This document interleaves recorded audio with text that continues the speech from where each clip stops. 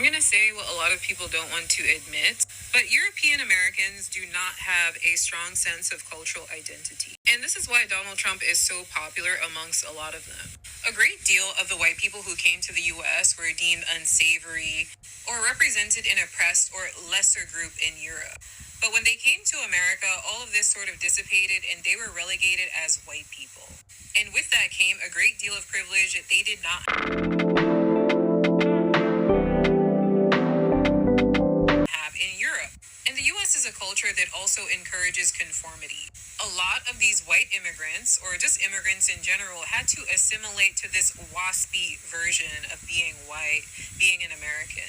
Because this was the culture that had the most power and privilege in the first place. And so that's why it's really interesting. Whenever you see a lot of white Americans go to Europe, there is still a sense of not belonging because European culture does not accept them. And it happens very often because, surprise, culture is not just your last name or where your ancestors came from. It is something that you have to live and experience.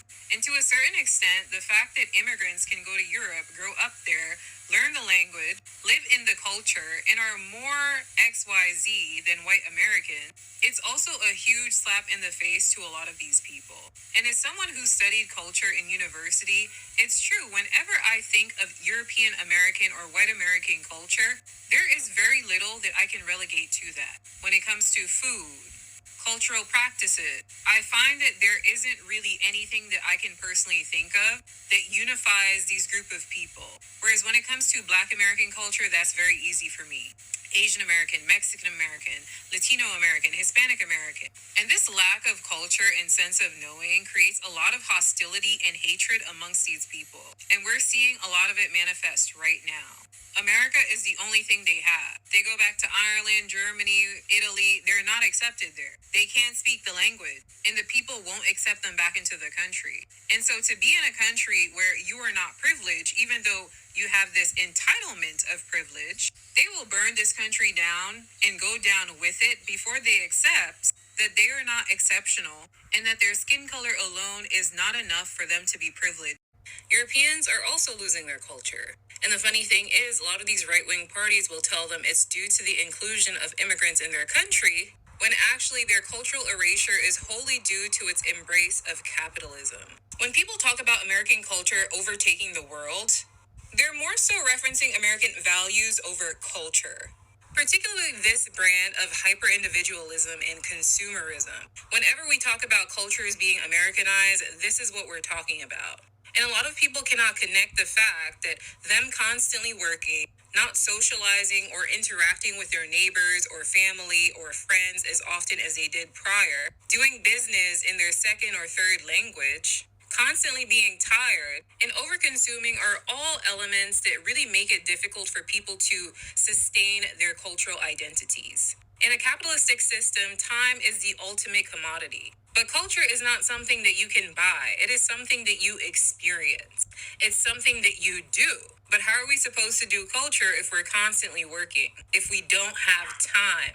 And due to this economic system that we're all forced to partake in, most of us don't actually have a choice. What's really interesting as well is that how this has spread throughout Europe, and it has already changed many cultures already. For example, I was speaking with a 60-year-old Spanish man one time, and we were talking about how the workforce in Spain has changed over the decades. And one of the most interesting things that he told me is that maybe 20, 30 years ago, he was able to come back home for lunch. In this time, he was able to go for a little walk and have lunch with his family, but it is no longer a reality. His lunch is now eaten at work. And a lot of you may see it as something small, but this is actually major as we have seen the shift in values in a very small amount of time. Even looking at non-Anglophonic countries, every single person is learning English. And it's overwhelmingly to do business, for students to be able to survive in the job market. And in some cases, people are even more likely to speak English than their country's mother tongue or mother dialect. This is cultural erasure. And I have seen this very exact phenomenon happen in my own country. And it is one of the worst things that can possibly happen to us. Capitalism is not culture. It's actually the antithesis of culture in reinforcing and sustaining a very strong cultural identity. And having said that, it is no surprise that a lot of these white supremacist parties have overtaken Europe. Because the great majority of them, dare I say all of them, their ultimate goal is to make more money. And they make more money when their populace is afraid and their populace has a weak sense of identity because it's easier to control and manipulate them. And this is why, more than ever, we all have to reject capitalism. I don't think white Americans will want to accept that, because accepting that, it means erasure of their existence. Because what are you as a white American outside of capital? What are you? Have you done the work? Have you figured out who you are without being American? Because the only thing you have to be in America is white, and you have to just take white and nothing else. Other people have to take Italian, French, not white. White is your race, right? And I think they get to be confused, and so they take white because white is all they know. And America has done a great job in teaching them that they are the utmost important. Again, we seem to forget that they are immigrants coming into the Americans as lower class citizens.